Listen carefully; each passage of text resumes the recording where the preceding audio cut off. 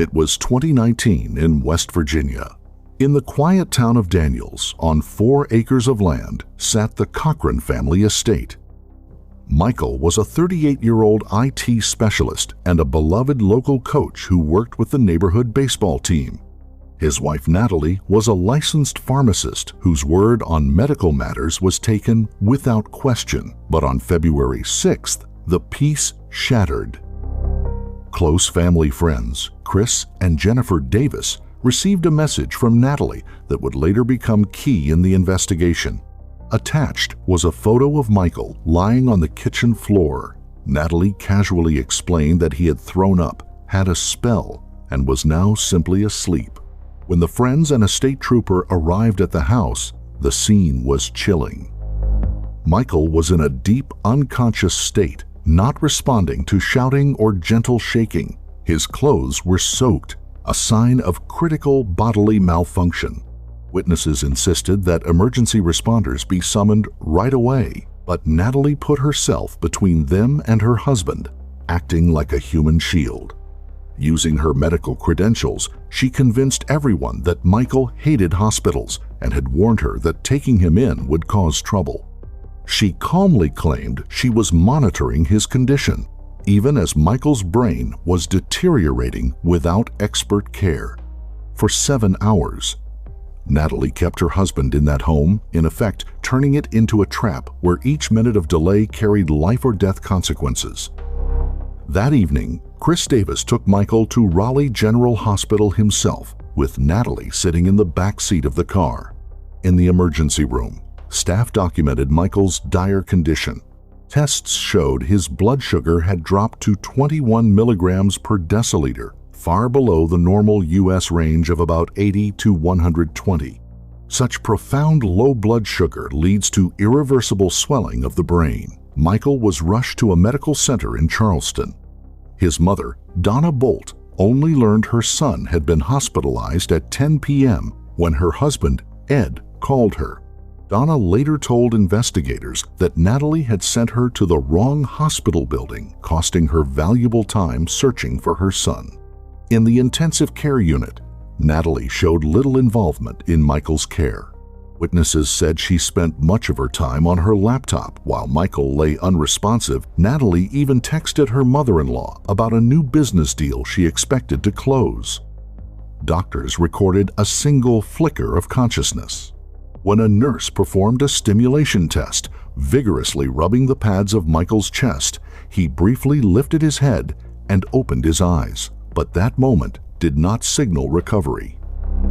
On February 10th, Natalie signed a do not resuscitate and life support refusal order. Michael was taken off the ventilator. During transport to Bowers Hospice, medical staff noted attempts at independent breathing, but brain function was already gone. On February 11, 2019, at exactly 12:18 p.m., Michael Cochran was pronounced dead. The official cause was brain swelling triggered by dangerously low blood sugar. The manner of death was listed as natural. Just 2 days later, on February 13th, Natalie arranged a rushed memorial service. According to Michael's mother, Donna Bolt, the ceremony was brief and did not reflect Michael's wishes. His body was cremated shortly after. 4 months passed. Then, in June 2019, the case took a sharp turn. On June 25th, federal authorities arrived at Natalie Cochran's residence with a search warrant. What brought them there wasn't the tragedy that had unfolded months prior. It was money.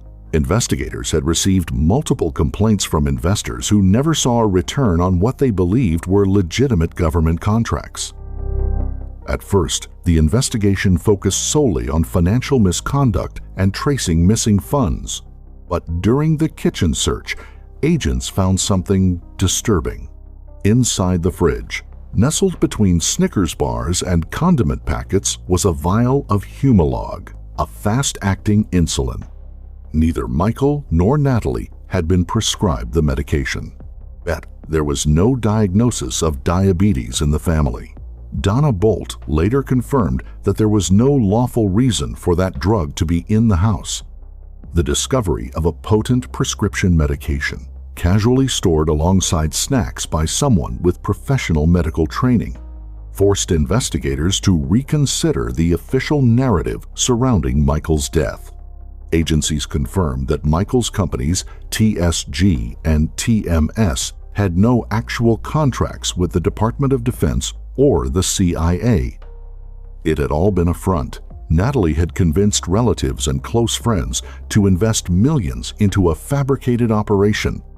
But what shook the bolts the most wasn't the fraud. It was hearing for the first time that authorities now suspected Michael's death may have been no accident. Inconsistencies in Natalie's account of February 6th, previously brushed off as stress or confusion, were now being viewed as a possible cover-up for insulin administration. During the search, it also became clear that Natalie had begun offloading personal property. An undercover officer posing as a furniture buyer had previously entered the home, documenting her behavior as she tried to sell off Michael's belongings. By July 23rd, law enforcement officially confirmed Natalie Cochran hadn't filed a single tender application or won any government contract since 2017. That vial of Humalog, quietly sitting in the refrigerator, had now become the central physical evidence linking a financial scheme to a suspicious death. By N, the story of Michael and Natalie began long before the events that unfolded in Daniels, West Virginia. Michael Brandon Cochran was born on December 23, 1980, in the town of Beckley. His mother, Donna, described him as a straight-A student and an active member of various school clubs. From the age of 10, Michael had a passion for strength training and eventually earned first place in a competitive powerlifting meet. He met Natalie Jessup when he was 17 inside a local sporting goods store. Their relationship moved quickly. They got engaged during their first semester at West Virginia University and were married by May of 2000. But according to Donna Bolt, tensions began to rise even before the wedding. Natalie reportedly tried to cut Michael's parents out of the ceremony, planning altogether. The couple settled on a 4-acre property in Daniels. Michael renovated the home himself and built a career in IT, while Natalie earned her pharmacist license. By the God, around town, they were seen as a model couple. Michael coached local baseball and football teams, and Natalie handled logistics, ordering uniforms and managing schedules and events. Eventually, she became the treasurer of the school's baseball league. Friends like the Davis family and others in the neighborhood saw the Cochrans as dependable, generous people who were always ready to lend a hand. But starting in 2017, things began to shift. What had once been a comfortable, modest lifestyle turned into something far more extravagant. The Cochrans started acquiring multiple properties, high-end cars, expensive jewelry, and even a private airplane hangar after Michael began taking flying lessons. Their newfound wealth was matched by high-profile acts of giving. Michael funded gym equipment for the local school and bought a house for a youth pastor going through financial hardship. He also spoke about building a community center in Africa for those in need. To those around them, it looked like Natalie's business ventures and government contracting were taking off. No one suspected the truth behind the money. Ownership rights were divided in a ratio of 51 to 49. Natalie owned the controlling stake. This classification allowed the company to obtain the status of a woman-owned business, which gave it advantages when participating in tenders for federal contracts with the Department of Defense, the CIA, and the NSA. Natalie often told friends that she was inspired by the movie Time's War Dogs, even using it as mandatory training material for new hires. The whole operation had the appearance of legitimacy, but underneath, something else entirely was taking shape. The mechanics of Natalie's fundraising relied heavily on trust within the tight-knit community of Daniels, West Virginia. She pitched the idea of investing in short-term contracts, usually for military equipment or medical supplies, directly to people she knew. To shut down any follow-up questions, she labeled the deals as classified government programs, claiming that disclosing details could lead to legal consequences. Natalie often used what's known as the last-minute offer tactic, calling potential investors and pressuring them to wire funds within minutes. Claiming the bid window on a federal contract was about to close, this left people with no time to speak with lawyers or verify documentation. Her largest backers were Chris and Jennifer Davis. After one church service, Natalie approached them with an offer to fund equipment for dental labs. Altogether, the Davises gave her $511,000. Michael's parents, Donna and Ed Bolt, invested over $245,000, their entire retirement savings. Natalie convinced Donna to transfer the funds by claiming her own mother had already earned $60,000 in pure profit. In reality, all of the money went into accounts controlled exclusively by Natalie. The operation followed the classic Ponzi structure. New investors' money was used to make partial payouts to earlier ones, just enough to keep up the illusion of success. Natalie even launched a second company, Technical Management Solutions, or TMS. On paper, it was focused on IT consulting. While Michael scouted for legitimate contracts, Natalie redirected funds into luxury purchases. Beyond real estate and high-end vehicles, the couple bought an aircraft hangar so Michael could continue his flight training. Natalie structured the bank paperwork in such a way that investors weren't listed as creditors, giving her cover to hide the true extent of her financial obligations. By the end of 2018, the polished exterior of the Cochran lifestyle was beginning to crumble. Natalie had built a complex financial scheme promising astronomical returns on what she claimed were top-secret defense contracts. When the money stopped flowing, she leaned on excuses, from alleged government audits to the so-called federal shutdown, claiming it had frozen accounts. But the red flags started long before the collapse and on a much smaller scale. While serving as treasurer for the local youth baseball league, Natalie had access to a fund of $32,000, money donated by parents for team expenses. An independent audit in spring 2018 found just $32 remaining in the account. Transaction records revealed the money had been spent on personal shopping sprees at TJ Maxx, dining out, and pricey hunting gear. Natalie wasn't just taking the money, she was doing it in plain sight, banking on her reputation to protect her. To deflect attention from the missing funds and generate sympathy among those demanding their money back, Natalie played a devastating card. She claimed to be terminally ill. She told friends and family she had stage 3 leukemia and had chosen to reject chemotherapy in favor of prayer. She even pointed to a bald patch on the back of her head, saying it was from radiation treatment. But one family friend, Tony, someone who had first-hand experience with blood cancer, immediately became suspicious.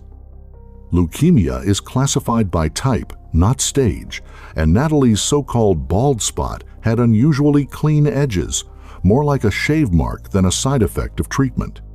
Around the same time, Michael was also suffering from a series of unexplained health issues. Twice, he was hospitalized with strange symptoms. He even confided in a construction contractor that he feared he might be getting poisoned. As pressure from creditors mounted, Michael began demanding hard proof of the millions his wife said they had. By doing so, he may have unknowingly sealed his fate. January 2019 marked a turning point for Natalie, and not in a good way. Those closest to her, including Michael's own parents who had invested their entire retirement savings, were demanding answers. Michael, who had once believed in the myth of government contracts, started requesting bank statements. Their text conversations from those final weeks read like the unraveling of a marriage.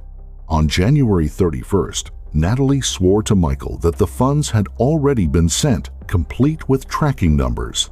But on February 4th, Michael once again saw zeros on the accounts. Natalie kept insisting the delays were due to currency regulations and security clearances. Michael replied with a message that became the breaking point in their relationship. "None of this makes any sense to me anymore." He no longer believed her. In a last-ditch attempt to keep the lie alive, Natalie made a bold move. She scheduled a trip to Lynchburg, Virginia for February 6th.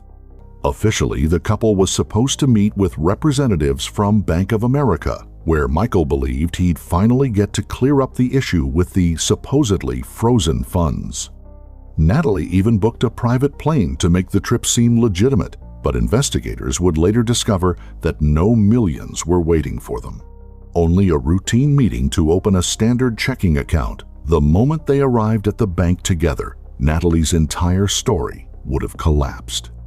On the morning of February 6th, as Michael got ready for the flight, Natalie quietly messaged the pilot and the bank contact, canceling the meeting due to her not feeling well. Michael stayed home, still thinking the flight was happening. He had no idea that in those few short hours, Natalie was transforming their home into a place of no return, meticulously setting the stage for what would become the end. It was the only way she saw to stop the truth that would have come out at the bank just hours later. 2 days before the crime, Natalie began collecting what she needed to carry out her plan. On February 4th, she reached out to a nurse she knew and requested a prescription for injectable steroids, specifically insisting on liquid form rather than pills, saying she could handle administering it herself. At the same time, she obtained a prescription for alprazolam, better known as Xanax. Here's the chilling part. Natalie, as a licensed pharmacist, was fully aware that Michael had a severe allergy to benzodiazepines. The medication wasn't meant for relief. It was meant to break down the defenses of a physically strong man. On February 6th, after calling off the flight, Natalie set the final stage. She messaged her friend Jennifer Davis, complaining about a sudden blood sugar spike from her leukemia and the side effects of the steroids. Instead of going to a pharmacy or contacting her own physician, Natalie asked Jennifer to bring her a vial of Humalog insulin, the same medication Jennifer's son used to manage diabetes. Natalie acted deliberately, fully aware that purchasing such a drug through official channels would leave a digital paper trail. At around 10:30 a.m., Chris Davis delivered the package directly to the front door of the Cochran home. Natalie personally accepted it, a small vial containing a powerful substance capable of ending a life without immediately obvious signs. By the +2 day, from that moment until roughly 12:30 p.m., Natalie remained alone in the house with Michael. She had everything she needed: Xanax for sedation and insulin for the final blow. Investigators later determined that during this 2-hour window, Natalie used her medical knowledge to incapacitate her husband completely. She understood precise dosages and onset times, carefully staging what was meant to look like a natural medical episode, one that would bury the collapse of her financial scheme along with Michael himself. What unfolded behind the closed doors of the Cochran home on February 6th reads like a psychological thriller. Prosecutors allege that Natalie administered Xanax to Michael to strip him of the ability to resist. Michael weighed about 200 pounds and was a trained powerlifter in excellent physical condition. Only a strong sedative could have allowed Natalie to inject a critical dose of insulin without interference. Toxicology later confirmed the presence of benzodiazepines in his system, substances that, given his known allergy, would have caused rapid loss of consciousness. At 12:30 p.m., as the insulin began to take effect, Natalie took the now infamous photo of Michael lying on the floor and began sending it to friends. She was manufacturing a narrative of sudden collapse, even though she herself had staged the entire scene.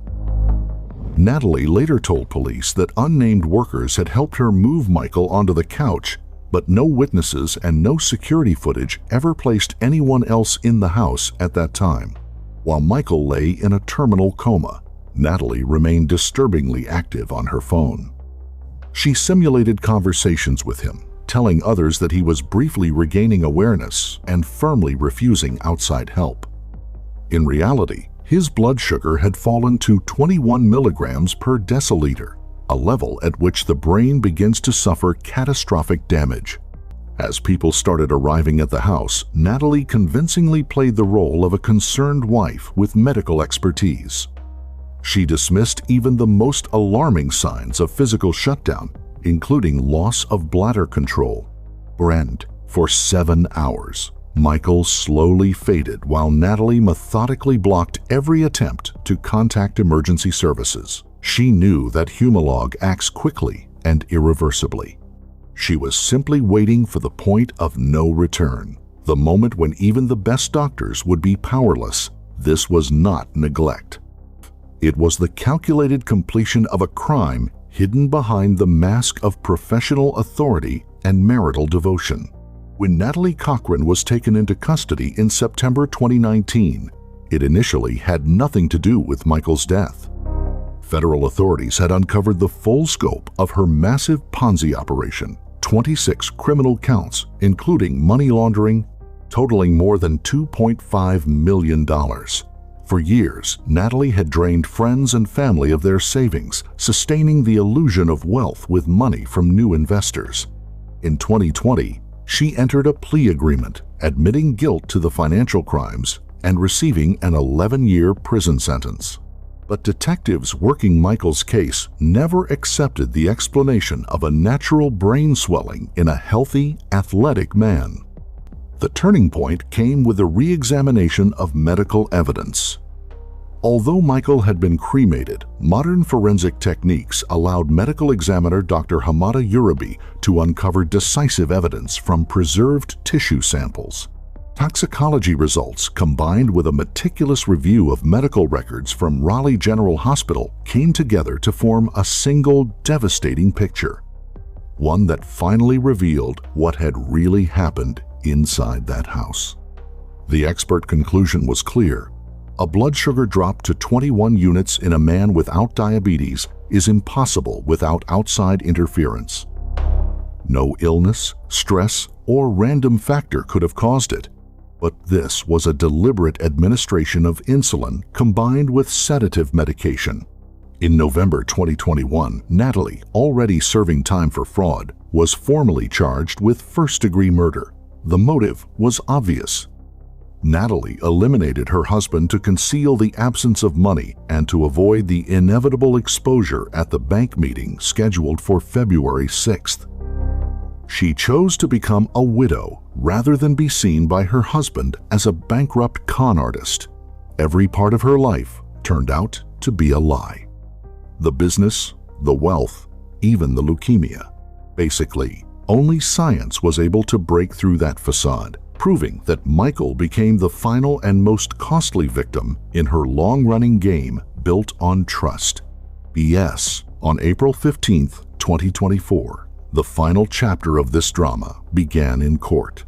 Prosecutor Tom Truman admitted in his opening statement that there was no single piece of direct evidence against Natalie, but he told the jury that the chain of circumstantial proof left no reasonable doubt. One witness after another reconstructed the pattern of betrayal.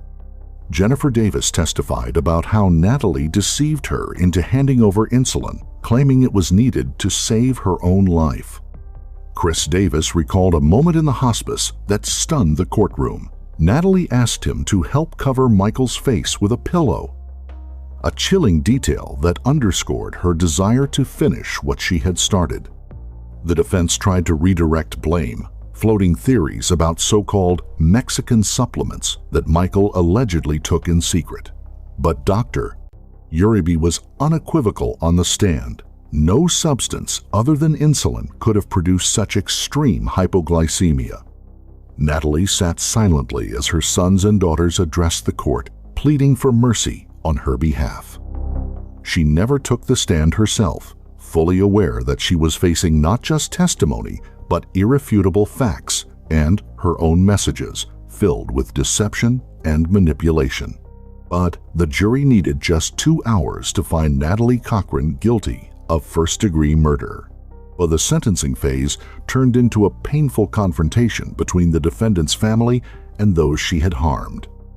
Natalie's sons and daughters begged for the possibility of parole, but the final word belonged to Donna Bolt, Michael's mother. She described her daughter-in-law as a cold, calculating criminal who destroyed her son and shattered their family.